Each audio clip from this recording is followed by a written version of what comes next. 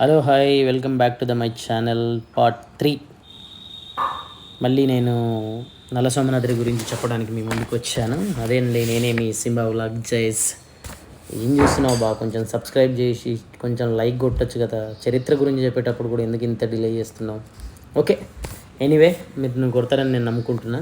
So నాకు ఆ నమ్మకం ఉంది. సరే, కొట్టేసేయండి తొందరగా. సో ఈరోజు ఏంటి అని అంటే, కుందేలు వేట కుక్కలను తరమడం.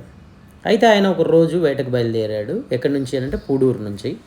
అక్కడ ఎక్కడైతే గద్వాల్లోనే అటవీ ప్రాంతం ఉంది కదా, ఆ అటవీ ప్రాంతానికి వేటకు వచ్చాడు అన్నట్టు. ఎప్పుడైనా కానీ అప్పట్లోనే ఏంటిది అని అంటే, మనలాగా ఇప్పుడు చికెన్ కొట్టుకెళ్ళి చికెన్ తీసుకొచ్చుకోవడం, మటన్ కొట్టుకెళ్ళి మటన్ తెచ్చుకోవడం అట్లాంటిది ఏమి ఉండదు. వాళ్ళది ఏంటంటే ఒక షికారు చేయడం, అక్కడ దొరికిన జంతువులను తినడం వాళ్ళ ఆనవాయితీ, తర్వాత వేటాడడం వాళ్ళకు ఒక కిక్ అన్నట్టు అది. సో అలాంటప్పుడు ఆయన ఆ ప్రాంతానికి, గద్వాల్లో బాగా దట్టమైన అడవి ఉన్నదానికి, ఆ ప్రాంతానికి వచ్చినప్పుడు ఏమైంది అంటే, ఆయన ఉదయం నుండి మధ్యాహ్నం వరకు వేటాడిన ఏం దొరకకపోతే ఆయన ఏం చేశాడనంటే, సరే ఇది ఎందుకని చెప్పేసి అలసిపోయి ఒక చెట్టు కింద పడుకోవడం జరుగుతుంది అన్నట్టు. జరిగిన వెంటనే ఆయనకు గాఢ నిద్రలేక ఆయన వెళ్ళిపోయిన తర్వాత ఆయన ఒక కళ కంటాడు, ఒక విచిత్రమైన కళ. అదేంటి అని అంటే, కొన్నిసార్లు ఎక్కడ ఉండేది ఏంటంటే, ఆయన డైరెక్ట్గా లైవ్లో చూసిండు కుందేళ్ళు కుక్కల్ని తరమడం అని చెప్పేసి. అట్లా కాదు, అది కలగంటాడు ఆయన అంతే.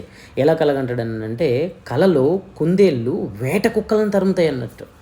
ఆ వేట కుక్కలను తరడం ఏంటి అని చెప్పేసి ఆయన టప్పని లేచి కూర్చుంటాడు. అరే ఏంద్రా ఇది ఇది ఇలాంటి కళలు పడ్డాయి ఏంటి అని చెప్పేసి అంటే, సరే అని చెప్పి అక్కడికి వెళ్ళేసి, ఆయన ఎలాగో ఊరు పెద్ద కాబట్టి కొంతమందిని పిలిచి, ఆ బాబు ఇలా ఉంది, మరి అది ఏంటిది ఇస్తారు ఒకసారి చెప్పండి అని అంటే, ఎలాగో రాజరికం అప్పటికే ఉన్నప్పుడు వాళ్ళకి ఉంటారు కదా మంత్రులు, సలహాదారులు, వీళ్ళందరూ ఉండేటప్పుడు ఏం చెప్తారంటే, అయ్యో అది అలా కలబడ్డది అని అంటే, ఆ గడ్డకున్న పౌరుషం అండి, అది మామూలు పౌరుషం కాదు అసలు. ఆ గడ్డలోన అసలు ఎంత పౌరుషం ఉంటే కనుక కుందేళ్ళు కుక్కలను తరవడం ఎప్పుడైనా మీరు చూశారా?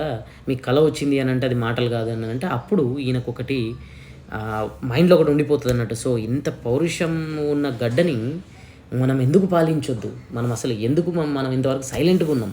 కంపల్సరీగా దీన్ని పాలిస్తే చరిత్రలో ఇది నిలబడిపోతుందని చెప్పేసి ఆయన అప్పుడే అనుకుని, ఇంకా ఏ రకంగా అయినా కానీ ఇక్కడ ఒక కోటను నిర్మించాలి, ఈడ ఒక చిన్న కోటని ఇవ్వాలి, ఈ పౌరుష గడ్డకి నా పౌరుషం తోడై ఉండాలి. ఎందుకంటే ఈయన బలశాలుడు, పరాక్రమశాలుడు, తర్వాత పౌరుషవంతుడు. అసలు ఈయన మీకు చెప్పాను కదా, 6 అడుగుల ఆజానుభావుడు. అసలు ఈయన సౌష్ఠ్యం చూస్తేనే చేతులు ఎంత పెద్దగా ఉన్నాయని అంటే, శత్రువుల్ని ఇట్లా పట్టి గుంజి ఒక్క దెబ్బతో చంపేసేయడంత పటిష్టమైన చేతులు ఈయనకన్నట్టు.